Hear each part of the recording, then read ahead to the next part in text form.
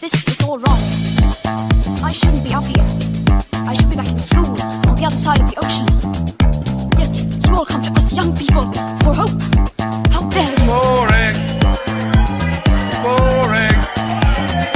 Boring. Boring. You got his word. Don't tell us what we're going to feel. We're trying to solve a problem. Don't tell us what we're going to feel. I'm not telling you. Because you're in no position to dictate that. That's exactly what you're doing. You're in no position to dictate what we're going to feel.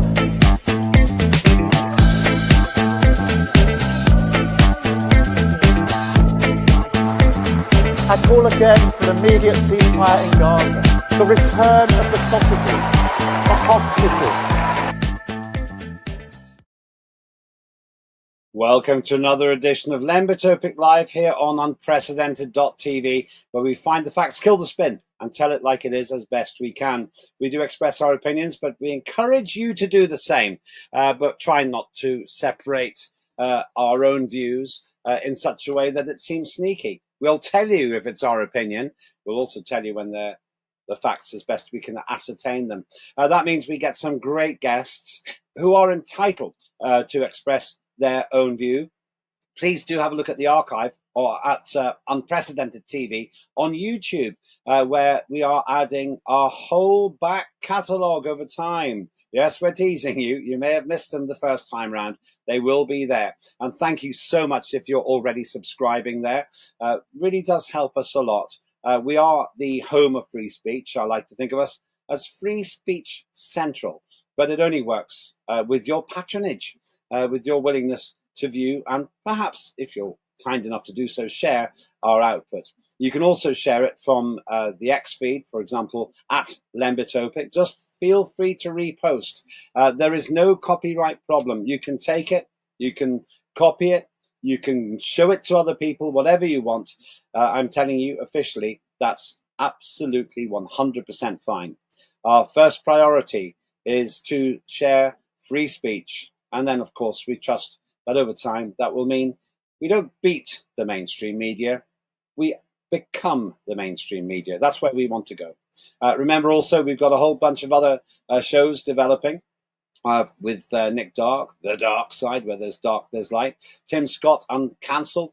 He's from the Freedom Association, and many others as well. And thank you so much for those who are watching Claire Dyer's show, Dire Consequences, where she highlights some appalling misjustices, or injustices, should I say, and miscarriages of justice, which hopefully we can actively help to put right. So a lot going on here on Unprecedented TV.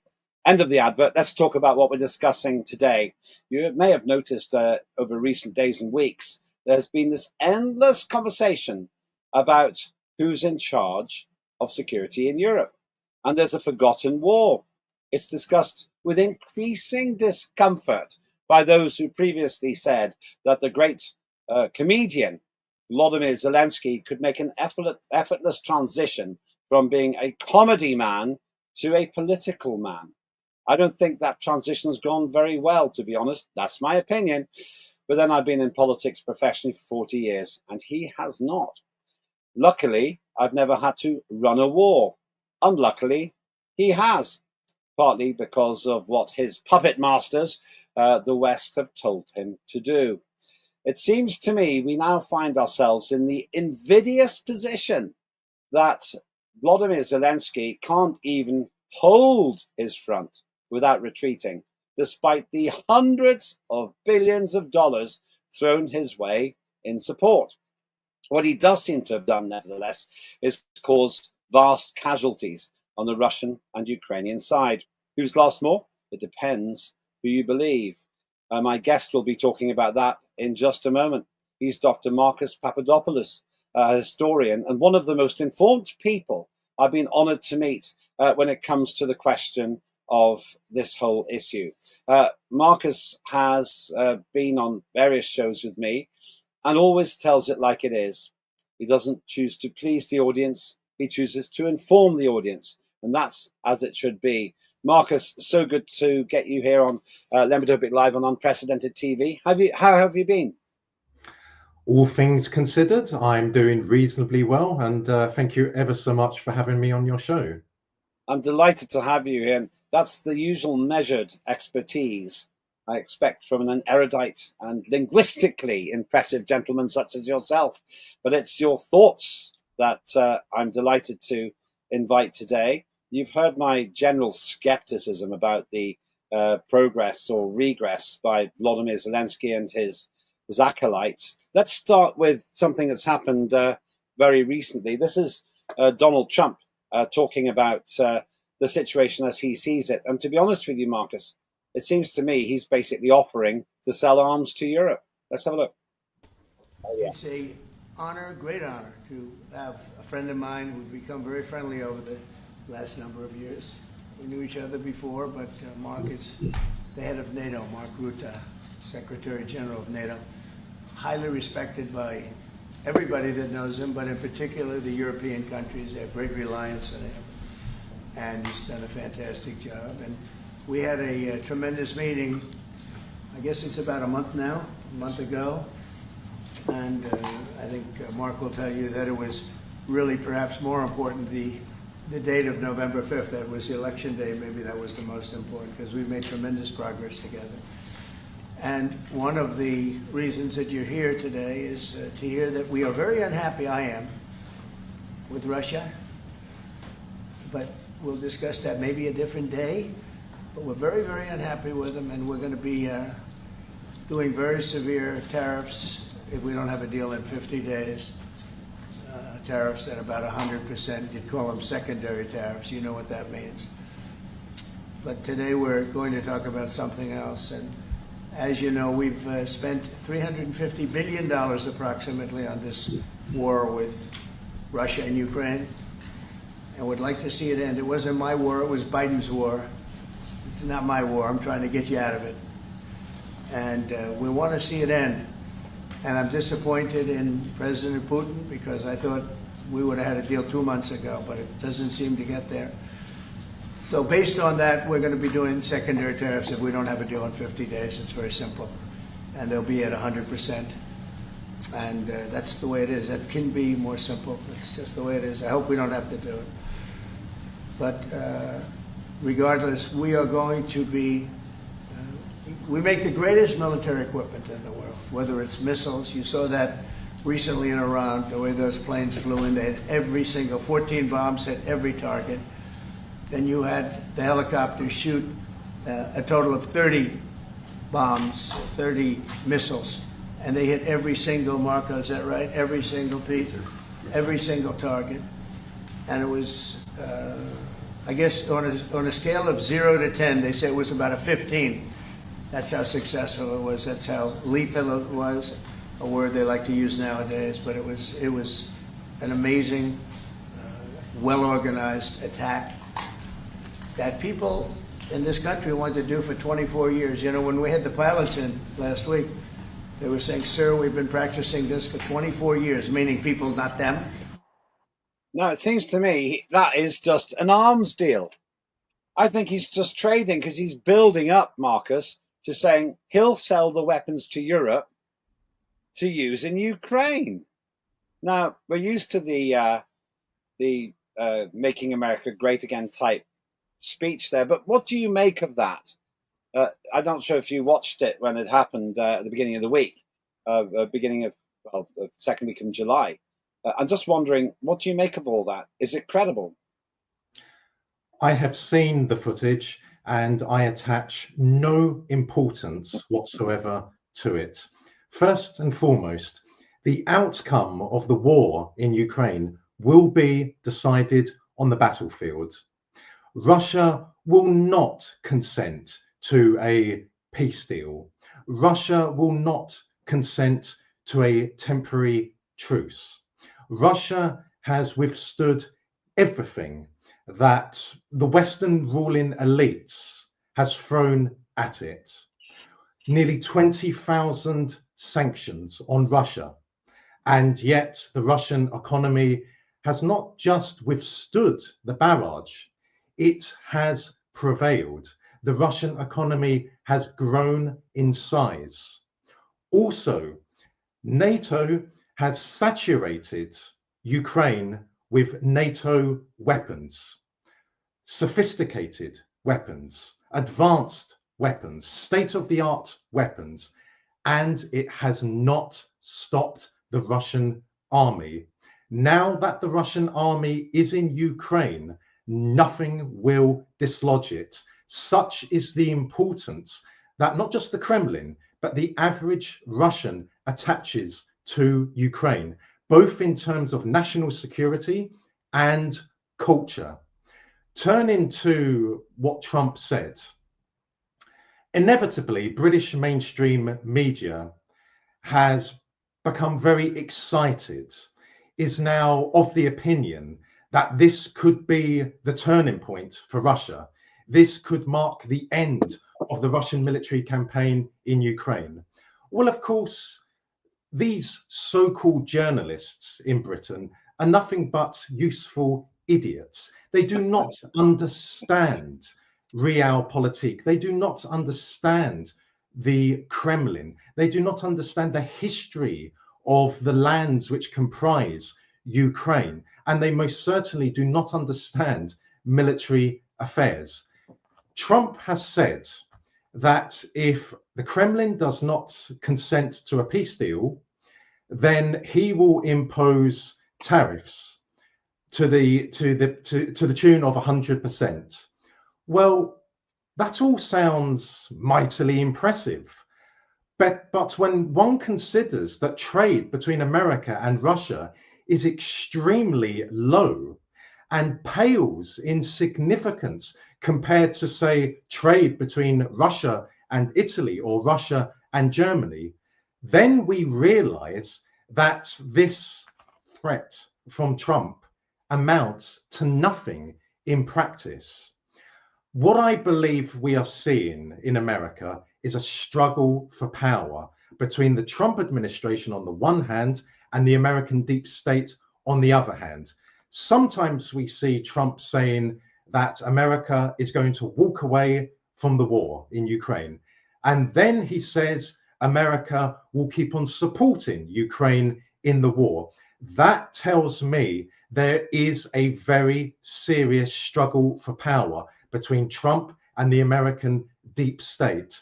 Trump clearly does not see any importance for America in Ukraine.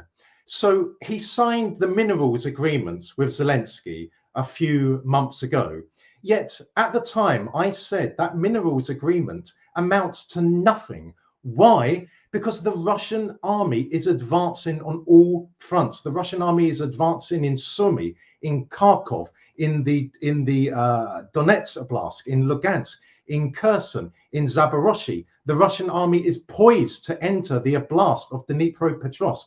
And as a result, many of those minerals which were assigned to Washington have now been captured by the Russians. So let me just check that. You're saying, sorry to interrupt you. What you're saying, Marcus, is the attractive, juicy fruits of rare minerals, which presumably the likes of BlackRock really wanted and were investing in, because I don't think they really cared about the politics of it. They cared about the money. They've gone because they're on the wrong side of the front now. Many of them have been captured by the Russian army, and that is the end of the matter. We talk about BlackRock having an interest in Ukraine. Well, it most certainly does. It's one of the most nefarious of companies in the world.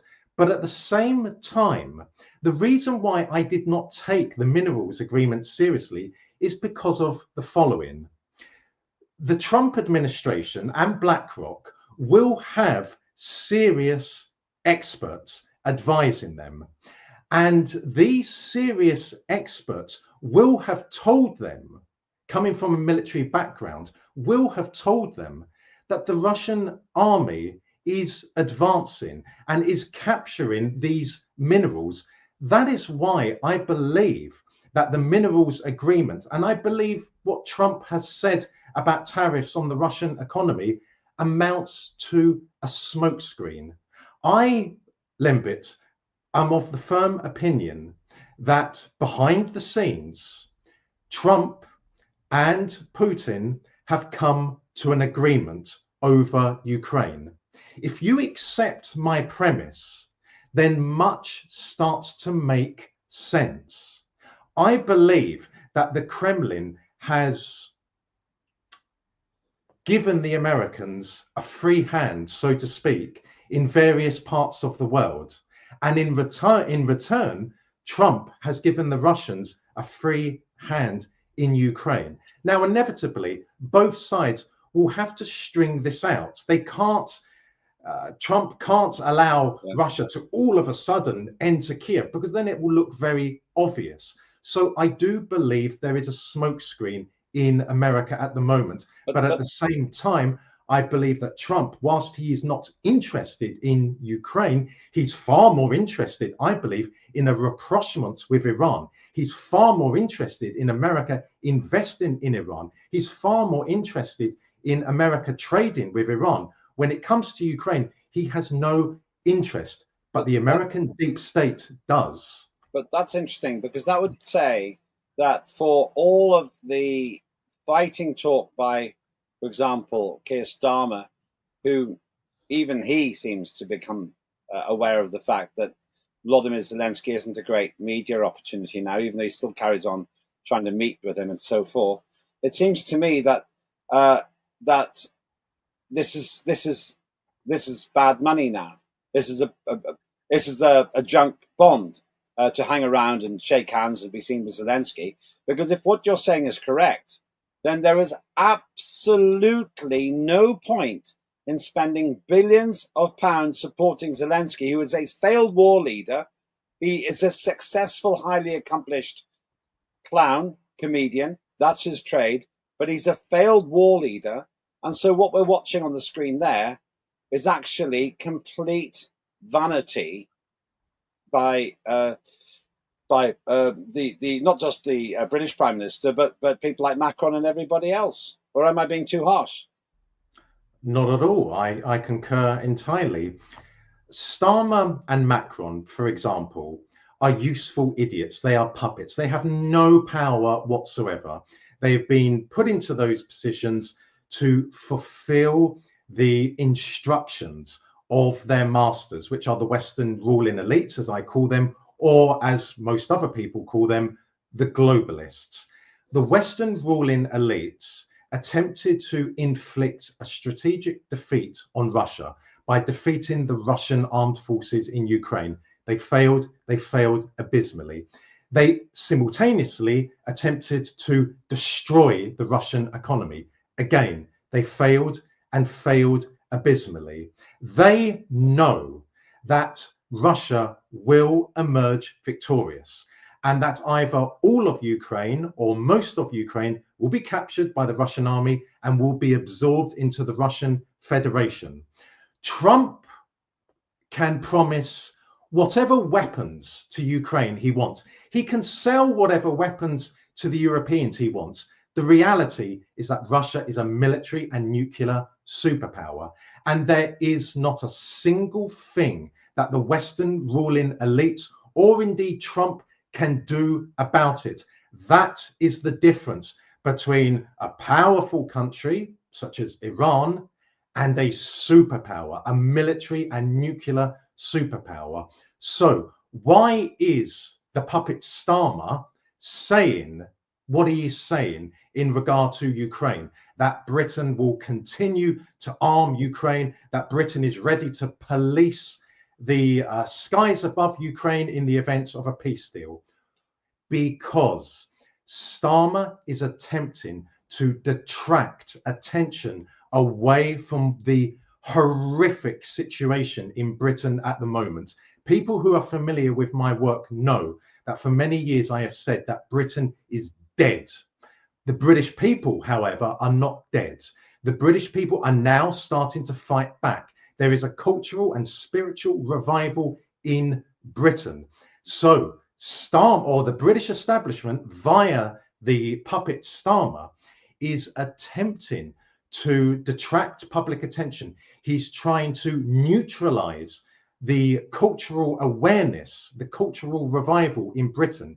And the British establishment is attempting to do that by saying to the British people that there is an enemy out there, and that enemy is Russia. Well, so that is why Starmer is saying what he is saying. He's trying to unify the British people, but it will not work. well, this is what he's been saying. Let's remember. Develop a coalition of the willing, ready to defend a deal in Ukraine and guarantee the peace.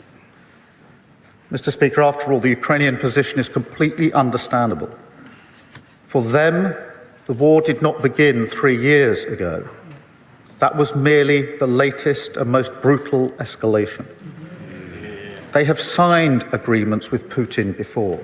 They've experienced the nature of his diplomacy and the calibre of his word.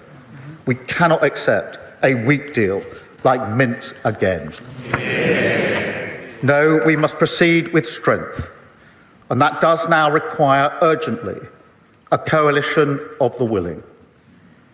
Mr. Speaker, we agreed on Sunday that those willing to play a role in this will intensify planning now. And as this House would expect, Britain will play a leading role. Well, you see, there's a problem with that, Marcus, because that was 4 months ago. That was 4 months ago. What's happened to the coalition of the willing?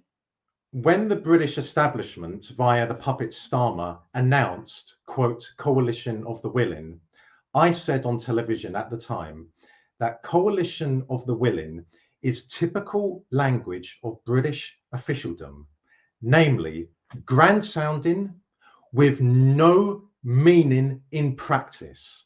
It amounts to absolute rubbish. First of all, who exactly is willing?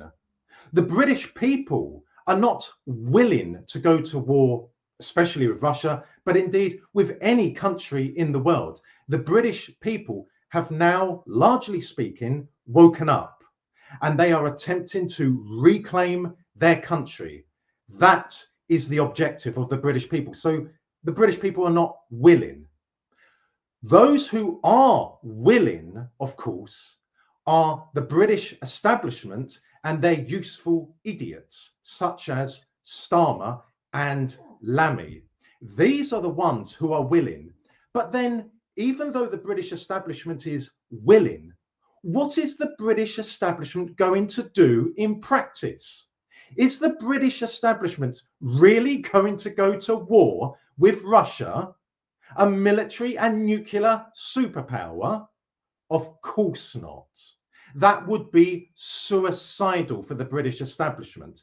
And of course, the British establishment do not wish to take any decision which could bring an end to their immense amount of wealth which they have. They do not wish to take any decision which will bring to an end their decadent, depraved lifestyles. So there will be no war against Russia. Coalition of the willing means nothing. Like Galtieri in Argentina, he invaded the Falkland Islands because his leadership was very unpopular and there was great resentment against him amongst ordinary Argentines. Today, we see the same thing. The reason why the British establishment is identifying Russia as, quote, an enemy is because the British establishment is aware that the British people have woken up and the British people wish to see an end to the British establishment and thereby reclaim Britain, their country. So that is why they are identifying Russia as a so-called enemy. That is why they come out with nonsense such as coalition of the willing. Nothing will come of it. Starmer, the puppet Starmer, has promised additional weapons for Ukraine. No doubt the idiots of British mainstream media will designate these new weapons as, quote, a game changer. Well, how many game changers have there been? The Russian army will not be defeated. The Russian army will emerge victorious. That is reality, and there's nothing the Western ruling elite can do about it. Let's have a look at what we're up against. Those people who actually want to fight Russia. Let's watch some devastating attack footage of Russian armed forces in Ukraine. In this first clip, Russian forces artillery unit wipe out in Ukrainian stronghold in Avdiivka direction on March 20th. For this strong attack, Russian troops used BM-21 Grad MLRS rocket launcher. It can deliver 122 mm high explosive shell at a distance of more than 10 kilometers.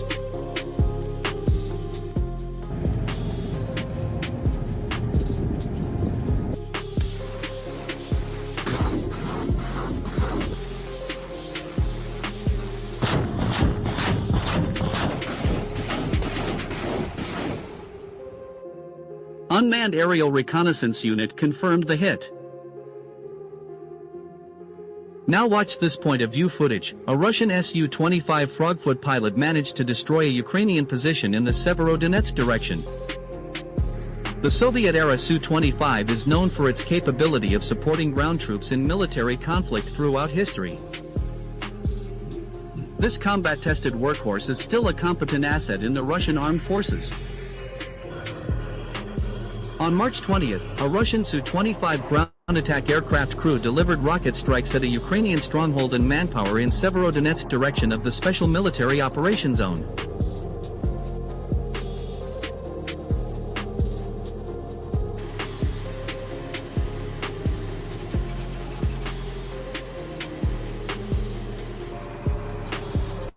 I mean, we're looking at incredible firepower here. I know this was not an objective analysis of who's doing what, but when you watch this, and it's quite difficult to actually find the Russian side in terms of video footage, but this is heavy duty stuff.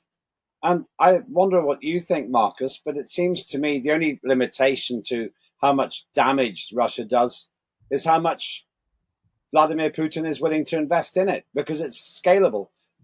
Ukraine is flat out, but Russia's just on idle.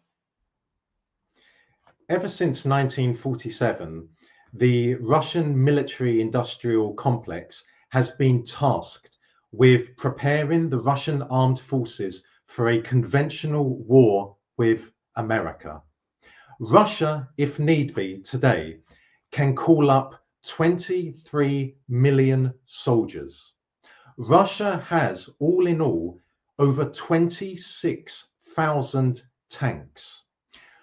Russian armaments factories are larger than many towns in Europe, such as in Britain. The Russian military-industrial complex is a juggernaut, and the Russian military simply is an unstoppable steamroller. Sometimes it can be disorganized, sometimes it can be inefficient, sometimes it can be clumsy. But once this steamroller gets going, nothing can stop it, short of a nuclear war. But if there was a nuclear war between Russia and America, then that would be the end of both countries and the end of mankind. So many people today, younger people today, because they are victims of a terrible education system, for example, in Britain, they do not understand what the Russian military is. And the very fact that the Russian military has so far in Ukraine only used between what I estimate 12 and 15% of its potential demonstrates how lethal this military machine is, because this military machine has inflicted well over 1 million losses on the Ukrainian army, well over 1 million, and has depleted much of NATO's stockpiles, which is something that Trump is acutely aware of. Indeed, he acknowledged that. So again, if you understand the Russian military, if you understand the importance attached to the lands which comprise Ukraine by the average Russian, then you will understand that there will be only one result in Ukraine, and that will be a Russian victory. So in recent days, we've heard, and recent weeks really, we've heard Donald Trump say, I'm going to sell the weapons to Europe and you can give them to Ukraine. In other words, it's now becoming a commercial operation. We've heard very little about this coalition of the willing. Well, pretty much nothing, actually, to be honest with you, apart from occasionally from Keir Starmer, I suppose. But even he, with his incompetence and lack of political experience, seems to be realizing that it's a bit of an own goal to talk about it. And at the same time, the Russians just keep advancing. And it's a throttleable campaign for them. They can advance faster or slower, depending how much they want to invest in it. So, Marcus, in summing up where we stand now, two questions. First one is, who's winning this war? And secondly, how will it end?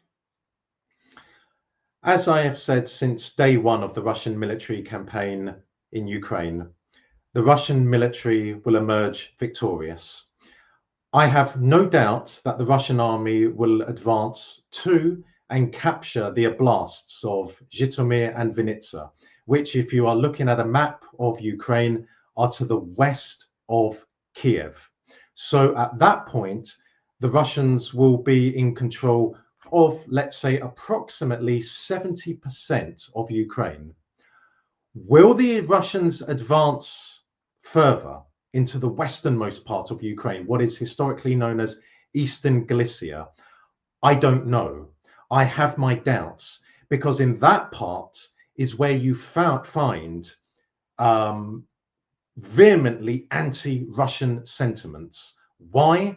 Because there is a lot of Polish, Lithuanian, and Austrian blood in that part. That is, much of the population there is Catholic. So I don't know if the Kremlin really want to advance into Eastern Galicia, because by advancing into Eastern Galicia and absorbing oblasts such as Lvov, Ivano-Frankivsk, and Ternopil, the Russians will bring populations into Russia which are vehemently anti-Russian and which will be troublesome for Russia. So I might be wrong, but I suspect the Russian army will stop at Zhytomyr and Vinnytsia. What will the Western ruling elites do after that? Well, they will no doubt say that there is now a Russian threat to Poland, there is now a Russian threat to the Baltic states. They will insist on increasing military expenditure. But again, it will amount to nothing in practice. Trump sees an opportunity for America to make money from this war, and he will sell weapons to the Europeans, and the Europeans will then forward them on to the Ukrainians. Who's going to benefit? Well, it will be the American economy. It certainly will not be the economies of Europe. So what we are seeing now is the emergence of a new and enlarged Russia. We will see a very powerful Russia emerge, because a Russia without Ukraine can never wield the influence and power that Russia wielded in the Soviet period, which is a major reason as to why the Western ruling elites have lusted after Ukraine ever since it became independent in December of 1991. They also, of course, want Ukraine in NATO so that Russia can be enclosed on its western borders, because a Russia which is enclosed on its western borders will be a Russia which is weakened in Europe and weakened in the world as a whole. So again, there is nothing that the Western ruling elites can do to stop the Russian army advancing. There is a severe shortage of manpower in Ukraine, and that is terrible. This war, Lembit, could have been avoided. But alas, the Western ruling elites have an insatiable lust for war, for power, for wealth, and that is why this war broke out. Thank you so much. We'll return to this again very soon. That is Dr. Marcus Papadopoulos giving his view. I'd like to hear yours. If you're interested in expanding this debate, please do like, and more than anything, repost this in whatever mode you're looking at it through, whether it's X or YouTube or elsewhere. I'm very, very happy, and we at Unprecedented are very happy to widen the debate. So please do that if you'd like to. More than anything, I draw this conclusion from what Dr. Papadopoulos said. the Ukraine situation is unwinnable by the West. Donald Trump is selling weapons to Europe, which is a good trade deal, but it won't make any difference to the outcome because Russia is using less than 1/7 of its firepower and it's still making gains. And all the while, Keir Starmer's coalition of the willing becomes more silent and Volodymyr Zelensky becomes less and less of a media asset. My prediction is that this will end on terms largely dictated by Donald Trump and Vladimir Putin. And if Dr. Papadopoulos is correct, those terms have already been agreed.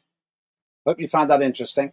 Do have your say on next. You may completely disagree, but I'd love to hear your point of view and continue the dialogue. Hopefully, Dr. Papadopoulos will grace us with his presence again in the near future. It is an evolving situation.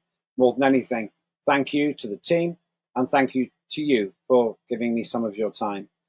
Watch out for the other shows as well. The Dark Side coming soon, where there's dark, there's light, an insight into the human condition.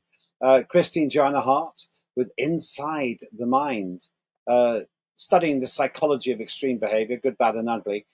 Tim Scott with Uncancelled. He is, of course, the Supremo at the Freedom Association. And Claire Dyer with Dire Consequences, where she looks at injustices and things that go wrong in our society. So much more as well. Thank you so much for watching. I'll be back again, as usual, every morning at 08:30 on weekdays. And don't forget to also watch warrenthornton.com. On Sunday especially, I'm there. But he will also be feeding into Unprecedented. It's all go over here. Please do help us by retweeting and sharing what you see here. I'm Lembit Öpik. This was Lembit Öpik Live on Unprecedented TV. I'll see you soon. This is all wrong.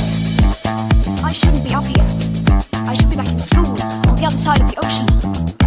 Yet you all come to us young people for hope. How dare you? Boring. Boring. Boring. Boring. You got it work. Don't tell us what we're going to feel. We're trying to solve a problem. Don't tell us what we're going to feel. I'm not telling you. Because you're in no position to dictate that. That's exactly what you're doing. You're in no position to dictate what we're going to feel.